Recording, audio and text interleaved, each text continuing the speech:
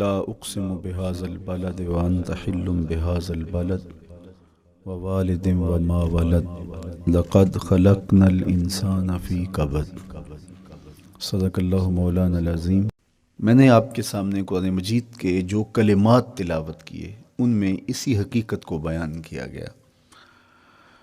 لا اقسم بهذا البلد، آغاز ہوا شہر مکہ کی قسم سے، قسم ہے مجھے اس شہر کی، پھر وجہ قسم بھی بیان کی، وَأَنْتَ حِلٌّ بِهَذَا الْبَلَدِ، مجھے اس شہر کی قسم اس لیے کہ محبوب اس شہر میں تو جو بستا ہے، تیرا بسیرا ہے اس شہر میں، اس شہر کی گلیوں نے تیرے قدم چومے ہیں اور تیرے انفاس کی مہک اس کی فضاؤں میں بسی ہے، اس لیے مجھے قسم کہ یہاں تم رہتے ہو۔ اللہ اکبر۔ علماء کے مابین اس بات پر اختلاف ہے کہ مکہ المکرمہ افضل ہے یا مدینہ النبی صلی اللہ علیہ وآلہ وسلم افضل ہے۔ ایک علمی اختلاف ہے، بعض نے کہا مکہ المکرمہ افضل ہے، دلائل دیے، بڑا وزن ہے دلائل میں۔ بعض نے کہا مدینہ رسول صلی اللہ علیہ وآلہ وسلم افضل ہے، دلائل دیے، بڑا زور ہے دلائل میں۔ لیکن شیخ عبدالحق محدث دہلوی علیہ رحمہ اسی آیت سے روشنی لے کر کے لکھتے ہیں کہ جب حضور مکے میں تھے تو مکہ افضل تھا، جب مدینے آ گئے تو مدینہ افضل ہو گیا۔ جدھر جدھر سے وہ گزرتے گئے مجد و شرف بھی پیچھے پیچھے رہا، چند لمحوں کے لیے ٹھہرے تھے تم جس پیڑ کے نیچے۔ نشور وحدی کا لہجہ دیکھیے کتنا دل آویز ہے، چند لمحوں کے لیے ٹھہرے تھے تم جس پیڑ کے نیچے، سنا ہے آج تک اس پیڑ کا سایہ مہکتا ہے۔ تو مکے میں ہیں تو مکہ افضل، مدینے میں ہیں تو مدینہ افضل۔ تو شرف ان کے وجود مسعود سے ہے، وہ جدھر جدھر سے گزرتے جائیں گے وہاں وہاں ہی نور پھیلتا چلا جائے گا۔ اور پیر نصیر الدین علیہ رحمہ کا لہجہ یہاں کتنا خوبصورت دکھائی دیتا ہے۔ ایک بار وہ جدھر سے گزرے ہیں نصیر، ایک بار وہ جدھر سے گزرے ہیں نصیر، بار بار ادھر سے بہار گزری ہے۔ تو کہا کہ قسم ہے مجھے اس شہر کی، یعنی شہر مکہ کی۔ کیوں اس شہر کی قسم؟ وَأَنْتَ حِلٌّ بِهَذَا الْبَلَدِ، کہ محبوب اس شہر میں تمہارا قیام ہے، اس شہر میں تمہاری رہائش ہے، تمہارے انفاس کی مہک ہے اس شہر کی فضاؤں میں، اور تمہارے قدموں کو چھوا ہے اس شہر کی گلیوں نے، اس لیے قسم کہ یہاں آپ رہتے ہو۔ وَوَالِدٍ وَمَا وَلَدَ، اور قسم ہے باپ کی، اور قسم ہے جو اس کی اولاد ہے۔ والد سے مراد کیا ہے اور ما ولد سے مراد کیا ہے؟ تو اس کے بارے میں ایک قول یہ ہے کہ والد سے مراد حضرت ابراہیم علیہ السلام ہے، اور ما ولد سے مراد حضور علیہ السلام جو ان کے فرزند ہیں۔ ایک قول کہ والد سے مراد حضرت آدم علیہ السلام ہیں، اور ما ولد سے مراد ان کی ساری ذریت اور نسل ہے۔ تیسرا قول کہ والد سے مراد حضور علیہ السلام ہیں، اور ما ولد سے مراد حضور علیہ السلام کی ساری امت، حضور علیہ السلام کی ساری آل اطرت، حضور کے اصحاب۔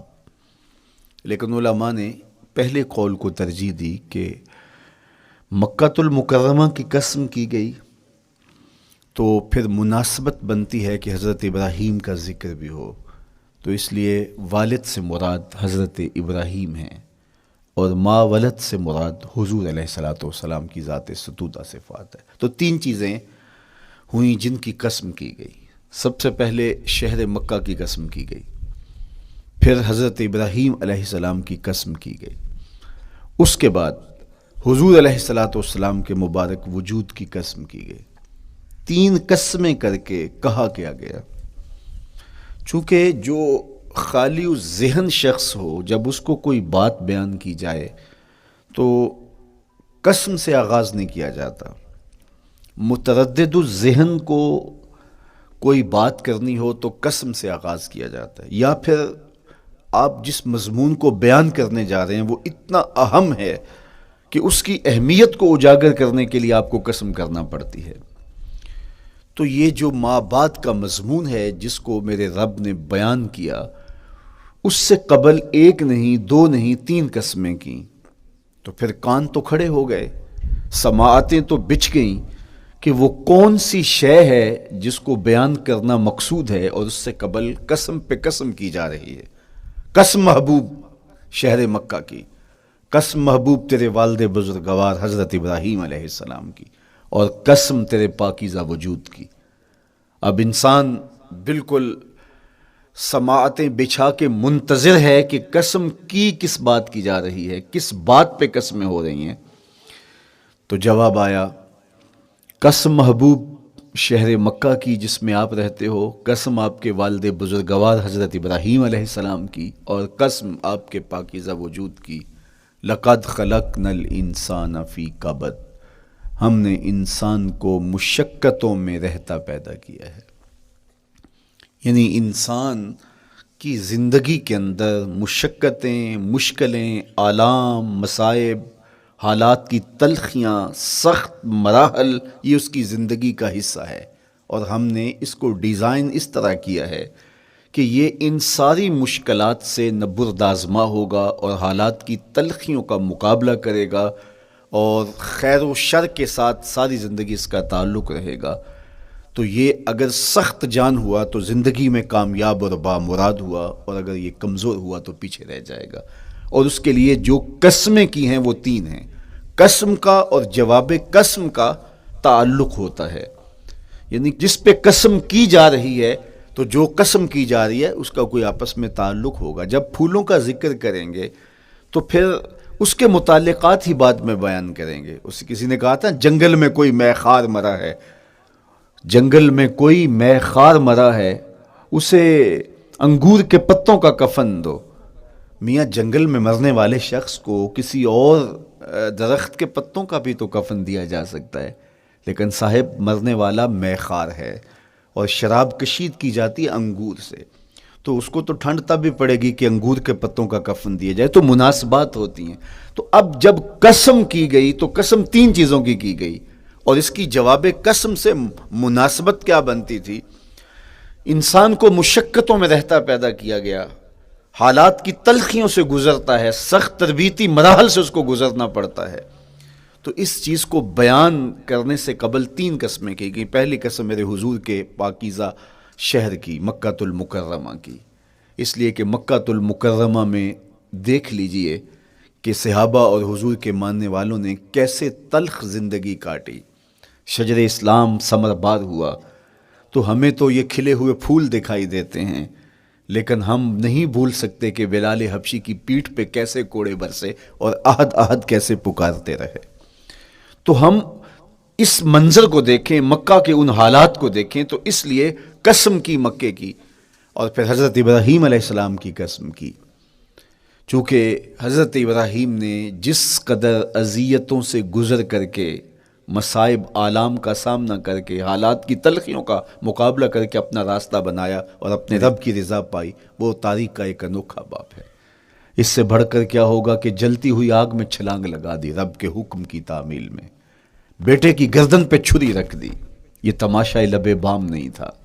منا کی وادی میں وہ انوکھا واقعہ رقم ہوا کہ آج بھی تاریخ انگشت بندندہ ہے کیا ایک باپ، اور وہ اس بیٹے کو ذبح کرنے کے لیے آمادہ ہو گیا جو اس کی آنکھوں کا نور ہے اور دل کا قرار ہے.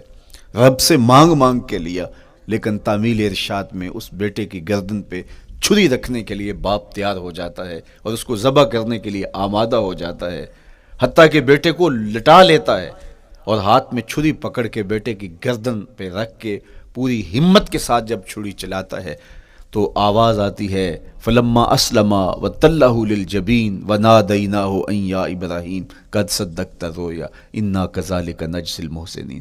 ابراہیم بس کرو، تم نے واقعی خواب پورا کر دکھایا. اپنی بیوی کو، اپنے نو مولود بچے کو وادی غیر ذی زرع میں چھوڑ آنا، جہاں کچھ بھی میسر نہیں تھا. یہاں آپ کو آپ کے ماں باپ چھوڑ کے جاتے ہیں، ایک خوبصورت آسودہ ماحول ہے، اور آپ کو جس مقصد کے لیے چھوڑ کے جا رہے ہیں تو وہ مقصد بھی آپ کے اور ان کے پیش نظر ہے، لیکن اس کے باوجود بھی جو ہے وہ آنکھیں نم ہو جاتی ہوں گی کہ ہم اپنی اولاد کو یہاں چھوڑ کے جا رہے ہیں، جبکہ ایک محفوظ پناہ گاہ میں آپ کو چھوڑ کے گئے. آپ کی تربیت کرنے والا ایک جو ہے وہ توانا طبقہ اور ایک توانا جو ہے وہ سٹاف موجود ہے جو آپ کی فکری ذہنی بدنی تربیت کے لیے کوشاں ہیں، لیکن اس کے باوجود بھی والدین محسوس کرتے ہیں لیکن اپنے نو مولود بچے کو وہاں چھوڑ کے جانا جہاں آب و دانہ بھی میسر نہیں تھا۔ مورخ اسلام فی جلندری نے اس وادی کا نقشہ کھینچتے ہوئے کہا، وہ وادی جس میں وحشت بھی قدم رکھتی تھی ڈر ڈر کے، جہاں پھرتے تھے آوارہ تھپیڑے بادے سر سر کے، جہاں پر گھاس اگتی تھی جہاں نہ پھول کھلتے تھے، مگر وہ سرزمیں تھی آسماں بھی جھک کے ملتے تھے۔ تو اس وادی میں چھوڑ کے آنا، حضرت ابراہیم نے جو امتحانات دیے، اس لیے ان کی قسم کی، چونکہ جواب قسم کا تعلق بنتا ہے تو قسم ابراہیم کے پاکیزہ وجود کی کہ جنہوں نے دکھ سہے، تکالیف آلام گوارا کی، لیکن پائے سوات میں لغزش نہیں آنے دی۔ تیسری قسم میرے حضور کے پاکیزہ وجود کی فرمایا جتنے دکھ مجھے دیے گئے، جتنی اذیتیں مجھے پہنچائی گئیں، اتنی کسی کو نہیں دی گئیں۔ پیدا ہوئے تو حضور کے باپ کا سایہ سر پہ نہیں تھا، پھر اس کے بعد حضور مختلف مراحل سے گزرے۔ 6 سال کی عمر میں ماں کا انتقال ہو گیا۔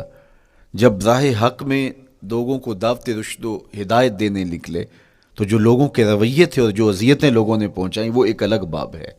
مکے کی گلیوں سے لے کے طائف کے بازاروں تک جن اذیتوں سے میرے حضور گزرے، ام المومنین سیدہ عائشہ رضی اللہ تعالیٰ عنہ فرماتی ہیں، ایک دن حضور کی بارگاہ میں حاضری تھی تو ہم نے عرض کیا، حضور کیا احد کے دن سے سخت دن بھی زندگی میں کبھی گزرا ہے؟ صحابہ کی نظر میں اس دن سے سخت دن کبھی زندگی میں نہیں آیا، اس لیے کہ جب 70 صحابہ کی لاشیں پڑی تھیں، حضور کے چچا حضرت امیر حمزہ شہید کر دیے گئے، اور نہ صرف انہیں شہید کیا گیا، ان کا مسئلہ کیا گیا، اعضائے بدنیاں کاٹ دیے گئے، ناک کاٹ لی گئی، زبان کاٹ لی گئی، بدن چیر کے کلیجہ نکالا گیا، اور پھر ان اعضاء کا ہار پرویا گیا، اور ہندا نے گلے میں ڈال کے رقص کیا، آنکھوں میں نیزے چبھوئے گئے۔ تو یہ دردناک دن تھا۔ تو حضور کے سر انور پہ سفید رنگ کی پٹی بندھی تھی اور چشمان رحمت میں آنسو تھے، اور بار بار فرماتے تھے ما فعل امی، میرے چچا کی کہانی سناؤ۔ تو یہ دردناک دن تھا جو صحابہ نے اپنی آنکھوں سے دیکھا۔ تو انہوں نے کہا، حضور کیا احد کے دن سے سخت دن بھی کبھی زندگی میں آیا؟ ان کا خیال تھا کہ حضور فرمائیں گے ہاں یہ میرا زندگی کا مشکل ترین اور سخت ترین دن تھا، لیکن حضور نے فرمایا ہاں عائشہ، جب طائف کے بازاروں میں تیری قوم نے مجھے پتھر مارے تو یہ دن احد کے دن سے بھی سخت تھا۔ حضور ان کے 3 سرداروں کے پاس پیغام حق لے کے گئے، لیکن انہوں نے آگے سے جو رویہ اختیار کیا وہ اتنا اذیت ناک تھا۔ حضور نے فرمایا کہ ٹھیک ہے، میں تمہاری خیر خواہی کا جذبہ لے کے تمہارے تک پہنچا ہوں، تم نے میری دعوت کو قبول نہیں کیا، تمہاری مرضی، تمہارا مقسوم، چلو اب یہ بات میرے اور تمہارے درمیان رہنی چاہیے، اس بات کو راز رہنا چاہیے، اہل مکہ تک یہ بات نہ پہنچے۔ انہوں نے کہا ہم کیوں راز رکھیں، بلکہ اوباشوں کے ہاتھ میں پتھر دے دیے، اور حضور جب واپس ہونے لگے تو وہ حضور کے پاؤں پہ سنگزنی کر دے۔ حضور اپنا ایک پاؤں اٹھاتے تو دوسرے پاؤں پہ مارتے، شدت درد اور احساس کرب سے حضور بیٹھ جاتے تو ان کے غنڈے دائیں بائیں سے بڑھتے اور کندھوں سے پکڑ کے حضور کو اٹھاتے اور مشق سنگزنی کرتے۔ نالین خون سے بھر گئے، لخت لخت زخمی ہوا۔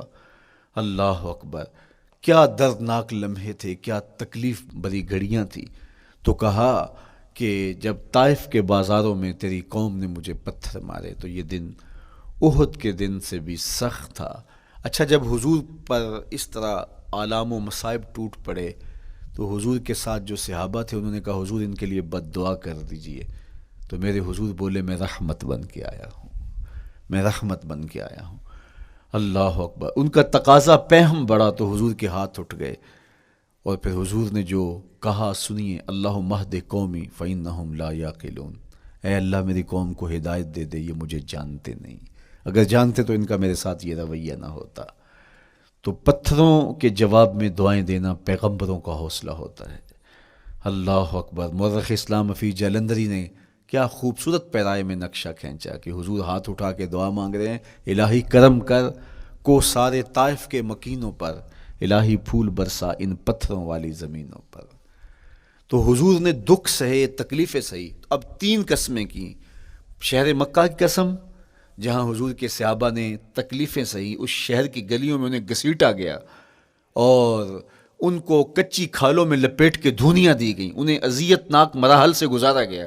حضرت ابراہیم مشکل سے مشکل زندگی کاٹی اور رب کی رضا جوئی کے لیے کوشاں رہے، اور میرے حضور نے سخت ترین اذیتوں، مقاومتوں، مخالفتوں اور تکلیفوں کا سامنا کیا۔ تو ان تین چیزوں کا حوالہ دے کر، ان تین چیزوں کی قسم کر کے اب انسان کو بتایا جا رہا ہے کہ تم مشکلات سے تمہیں گزرنا پڑے گا، حالات کی تلخیاں تمہیں سہنی پڑیں گی، کسی مرتبے تک پہنچنے کے لیے تمہیں پھر تکلیفوں کی راہ اختیار کرنی پڑے گی۔ تم کون ہوتے ہو؟ میرا محبوب ہو تو تکلیفیں وہ بھی اٹھائے، دو جہاں کا مالک ہو اور طائف کے بازاروں میں اس کے پاؤں پہ بھی پتھر پڑیں، اور کونین کا سردار ہو اور ان کے اوپر اوجری ڈال دی جائے، کائنات کا مالک ہو اور ان کو مکے کی گلیوں کے اندر ان کے گلے میں عقبہ بن ابی معیط کپڑا ڈالے اور تاؤ دے، تو کیا ان مشکلات سے تم بچ سکتے ہو؟ جب تم کسی منزل تک پہنچنا چاہتے ہو تو پھر یہ حوالے ماضی کے دیکھ لو، تین قسمیں کر کے اس حقیقت کو بیان کیا کہ ابراہیم علیہ السلام کے وجود کو دیکھ لو، حضرت مصطفیٰ کریم علیہ السلام کی ذات ستودہ صفات کو دیکھ لو، اور مکے کی گلیوں میں صحابہ کے ساتھ جو ظلم اور جبر ہوئے اور انہوں نے جو مصیبتیں اور مشقتیں کاٹی وہ ساری دیکھ لو۔ تو تین قسمیں کھا کر کے کہا کہ بے شک انسان مشقتوں میں رہتا پیدا کیا گیا ہے۔ اس لیے قافلہ انسانی کے وہ افراد جو کسی منزل کے متلاشی ہوتے ہیں، جو جستجو کی زندگی بسر کر رہے ہوتے ہیں، ان کو پھر مشکلات سے گزرنا پڑتا ہے اور حالات کی تلخیاں ان کو گوارا کرنا پڑتا ہے، کشاکش حیات سے ان کو ٹکرانا پڑتا ہے، اور ان کو آگے بڑھنے کے لیے ان کو تکلیفوں سے گزر کر کے، جان گسل مراحل سے گزر کر کے پھر منزل کی طرف عازم سفر ہونا پڑتا ہے۔ کیا میں نے اس خاکدان سے کنارہ جہاں رزق کا نام ہے آب و دانہ، پلٹنا جھپٹنا جھپٹ کر پلٹنا لہو گرم رکھنے کا ہے ایک بہانہ، پرندوں کی دنیا کا درویش ہوں میں کہ شاہی بناتا نہیں آشیاں۔